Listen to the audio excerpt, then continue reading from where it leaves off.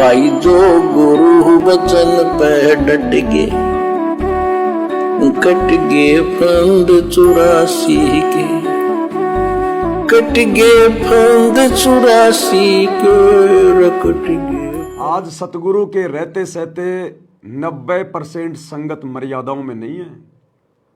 अब इससे ज्यादा सतगुरु और जोर नहीं लगाने वाला। सतगुरु ने जो कहना था, जो समझाना था, जो बताना था, जो रोना था, जो धोना था, सब कर लिया। उसके बावजूद भी आज उनकी गैर हाजिरी में बरवाला कांड के बाद 2024 तक 90% संगत अपने गुरुजी के ज्ञान को आधार बना के नहीं चल रही है, मर्यादा तोड़ने से बाज नहीं आ रही है। गुरु का परिवार संगत की आंखों के सामने कुकर्म कर रहा है, लेकिन फिर भी संगत आंखें नहीं खोल रही हैं। तो भैया, जिस दिन सतगुरु धरती से चले जाएंगे उसके बाद किसको डर रहेगा, किसको भय रहेगा? अभी तो सतगुरु सतलोक गए नहीं हैं। थोड़े समय के लिए शारीरिक रूप से आप और हमारे से दूर हुए हैं, और इतने से समय में काल ने संगत में तांडव मचा दिया। तमाम वो कुक्रम गुरुदेव के परिवार के अंदर प्रवेश करके उनको कुप्रेरणा करके करवा डाले, जो गुरुदेव के सत्संगों के विरुद्ध हैं, जिन बुराइयों को छुड़वाने के लिए गुरुदेव ने 30 वर्ष संघर्ष किया। 10 वर्ष के अंदर सतगुरु के परिवार ने सारी बुराइयां संगत में पैदा करवा दी। 2019 में कांग्रेस सरकार को वोट डलवाना, कांग्रेस का समर्थन करवाना भगत समाज से गुरु का नाम लेके। 2024 में बीजेपी को वोट डलवाना, बीजेपी का समर्थन करवाना गुरु का नाम लेके, जबकि गुरु का राजनीति से 36 का आंकड़ा है। धनाना गांव में बैडमिंटन का स्टेडियम बनवाना, संगत का ही जूता संगत के सिर पे मार दिया। संगत के ही दान ज्योति धर्म का पैसा और स्टेडियम में लगा दिया करोड़ों रुपए, जबकि गुरु तो भक्तों को मोबाइल में वीडियो गेम खेलने से भी मना करते हैं। कोई ताश खेल रहा तो बैठना भी नहीं है, और उसी गुरु का नाम लेके और स्टेडियम बनवा दिया गया। जगह जगह सतलोक आश्रम खुलवा दिए गए अपने धार्मिक धंधे के लिए, जबकि गुरु ने तो घर घर आश्रम बनवा दिए, घर घर आश्रम। आज गुरु की गैर हाजिरी में इस परीक्षा के समय में हमने घर पर रहकर ज्ञान को आधार बनाकर, गुरु को परमात्मा मानकर, घर को आश्रम बनाकर मर्यादा में रह के भक्ति करनी थी, लेकिन संगत को मजदूर बना दिया। मजदूर। आश्रम में हॉस्पिटल खोला जा रहा 10 एकड़ जमीन में 2-3 मंजिल का, गुरु के ज्ञान के विरुद्ध। अरे हॉस्पिटलों से दुखी होकर तो लोग गुरु के पास आते हैं। क्या है दुनिया में कोई ऐसा आश्रम किसी संत का जिस संत ने हॉस्पिटल खोल रखा हो? आपको नकली संतों के आश्रम में भी ऐसा उदाहरण देखने को नहीं मिलेगा, जो उदाहरण काल प्रेरणा से गुरुदेव के परिवार ने धनाना आश्रम में पेश कर दिया। अगर हॉस्पिटल में ही रोग कटेगा तो फिर गुरु की भक्ति करने का क्या फायदा? अरे सतगुरु रामपाल जी दावा करते हैं कि मेरी शरण में आ जाओ, जो भक्ति मैं बताता हूं वो भक्ति करो, कैंसर क्या, कैंसर का बाप भी ठीक हो जाएगा। और उसी परम संत का नाम लेकर उसी के आश्रम में बहुत बड़ा हॉस्पिटल खोला जा रहा है, तो दुनिया कैसे विश्वास करेगी कि ये परम संत जो कह रहा है वो सही है? तो ये टोटल काल प्रेरणा है। राजस्थान के गैंगस्टर आनंदपाल सिंह की सीबीआई जांच का समर्थन करवा दिया गया। भगत समाज को राजपूत करणी सेना की रैली में बैठा दिया गया, और उस गैंगस्टर की सीबीआई जांच के लिए 5 लाख रुपए संगत का राजपूत करणी सेना को राजस्थान के अजमेर की राजपूत करणी सेना की रैली में सुखदेव सिंह गोगामेडी को दिया गया, गुरु के ज्ञान के विरुद्ध। फिर गुंडों में और भक्तों में क्या अंतर रह गया? ये भगत समाज कैसे सतगुरु रामपाल जी को संत मानेगा? वो तो यही कहेंगे जब ये सतगुरु रामपाल जी की संगत समर्थन कर रही है तो इसका मतलब इनके गुरु का आदेश होगा। और इनका गुरु एक गुंडे का समर्थन कर रहा है, तो फिर इनके गुरु में और गुंडे में क्या अंतर हो गया? ये कुकर्म किया गया काल प्रेरणा से गुरु के परिवार के द्वारा, बदनामी गुरु की और मर्यादा टूटी संगत की। हरियाणा के जाट आरक्षण में जो कि 4-5% आरक्षण के लिए लड़ रहे थे, कट रहे थे, मर रहे थे, धरने कर रहे थे, लाखों की संगत को गुरु का नाम लेके बैठा दिया गया और करोड़ों रुपया जाट आरक्षण संघर्ष समिति को दे दिया गया चंदे के रूप में। सतगुरु ने तो ये चंदा देना मना किया है, भिखारी को 1 रुपया भी देने के लिए मना नहीं किया। आपने उन जाटों को करोड़ों रुपया चंदे के रूप में दे दिया जाट आरक्षण में।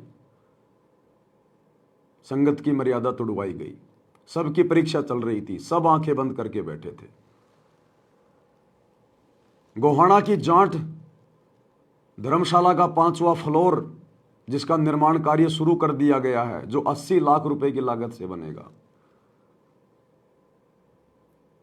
उसका उद्घाटन कर रहा है सतगुरु रामपाल जी का बड़ा बेटा। गले में माला डलवा रहा है, अपनी पूजा करवा रहा है। सतगुरु ने सतनाम के नियम नंबर 4 में मना किया है कि बेटा ना गले में माला डालनी ना डलवानी। गुरु का बेटा सरेआम जाट समाज से अपने गले में फूलों की माला डलवा रहा है। तो भाई और बहनों, ये टोटल काल प्रेरणा है। संगत ने अपने गुरु के ज्ञान को आधार बनाकर चलना चाहिए था, और ये नादान संगत देखा देखी में चल पड़ी। गुरु के परिवार की पूंछ पकड़ के सतलोक जाने की सोच बैठी, 100 में भी नहीं जा सकती। तो कहने का मतलब है, गुरु के रहते सहते संगत ने मर्यादाओं की धज्जियां उड़ा रखी है, अपने पैरों तले मर्यादाओं को रोंद डाला है। गुरु केवल 200, 400, 500 किलोमीटर दूर बैठा, हमारे से ज्यादा दूर नहीं है। इतने में संगत ने सारी मर्यादा तोड़ डाली, अपने दिलो दिमाग से अपने गुरु का डर भय समाप्त कर दिया। सोचिए, जब ये सतगुरु परमानेंट धरती से चला जाएगा संत रूप में, तब किसको डर, तब किसको भय, किसी के ऊपर कोई अंकुश नहीं रहेगा। उस समय तो सरेआम मर्यादा टूटेंगी। भला कैसे हम सतलोक चले जाएंगे? गुरु के सतलोक जाने के बाद एक छोटा सा सत्संग लगभग 1.5 मिनट का इसी विषय पर गुरुदेव ने बिल्कुल खुलकर कहा हुआ है कि अगर मेरे रहते सहते आप लोग मर्यादा में नहीं रहोगे, तो जब ये दास सतलोक चला जाएगा, उसके बाद तुम्हारे ऊपर अंकुश नहीं रहेगा। भक्ति तो रहेगी, लेकिन तुम्हें कोई डर नहीं होगा, तुम्हारे ऊपर कोई अंकुश नहीं रहेगा। फिर तुम कैसे पार हो जाओगे? जब आज रहते सहते मर्यादा तोड़ रहे हो, तो जाने के बाद किसको डर, किसको भय? ऊपर से धरती पर सतयुग जैसा माहौल हो जाएगा, हर प्राणी सुखी हो जाएगा, किसी को कोई दुख नहीं, कोई संकट नहीं, कोई परेशानी नहीं। और फिर सुख में तो भक्ति वैसे ही नहीं होती। परमात्मा कहते हैं, सुख के माथे पत्थर पड़ो जो नाम हृदय से जाए, बलिहारी उस दुख के ऊपर जो पल पल नाम रटाए। सुख में तो इंसान वैसे भक्ति नहीं कर पाता। तो एक तो सतगुरु धरती से चला जाएगा, किसी को कोई डर नहीं, कोई भय नहीं, ऊपर से सतयुग जैसा माहौल आ जाएगा, किसी चीज की कोई कमी नहीं, कोई अभाव नहीं। ये प्राणी कहां से मोक्ष प्राप्त कर लेगा? तो क्या कह रहा है गुरु कि मेरे रहते सहते अगर मर्यादा तोड़ोगे, तो मेरे जाने के बाद तो तुम्हारे ऊपर कोई अंकुश ही नहीं रहेगा, तुम कैसे पार हो पाओगे? चलो मान ले आपने सुख भी हो गया, रह भी गए, और कंटिन्यूस 5-6 जन्म आपके मनुष्य के भी हो जाएंगे इस कमाई थे वर्तमान के भक्ति से। और आगे श्रद्धा, क्योंकि आगे घटेगी जब दास यहाँ मौजूद है। अभी गलती करोगे तो आगे कौन से पार हो जाओगे तुम? अब तो हर तरह से मर्यादा आपको समझाता हूँ, ये बताता हूँ, ये गलती मत करो, तुम्हें फाउल पॉइंट बताता हूँ कि ये गलत, ये पॉइंट फाउल है, तेरा नाम खंड हो गया। तो अब भी जर रह जाओगे तो फिर आगे कैसे पार होगे तुम? जब ये दास चला जाएगा सतलोक, फिर तुम पर अंकुश नहीं रहेगा, ज्ञान तो रहेगा, लेकिन कुछ ऐसी मर्यादा बन जाएंगी जो पुण्यात्मा बचपन से ही भक्ति अपने बच्चों को रंग में रंग देंगे, वो आने वाले समय में इतना जल्दी नहीं बिगड़ेंगे। और जो वर्तमान में बिगड़ जाएगा तो आगे गलती हुई पड़ी है उस तक। तो इसलिए इस समय को ज्यादा नहीं बढ़ाना आपने, रहेगी वहां। इसलिए इस समय को ज्यादा नहीं बढ़ाना आपने। स्पष्ट कर दिया गुरुदेव ने कि आगे तो तुम्हारी श्रद्धा घटेगी।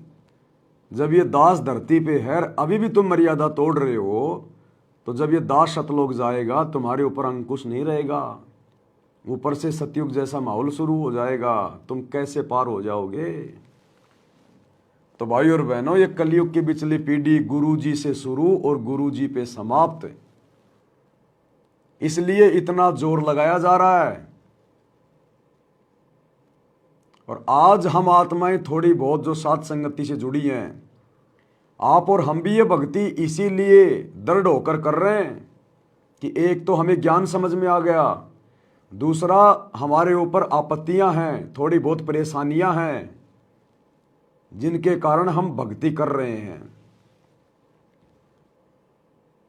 तो भाई और बहनों, ये गोल्डन चांस है, प्राइम टाइम। भाई जो गुरु बचन पे डट गए, कट गए फंद 84 के, कट गए फंद 84 के, कट गए फंद 84 के।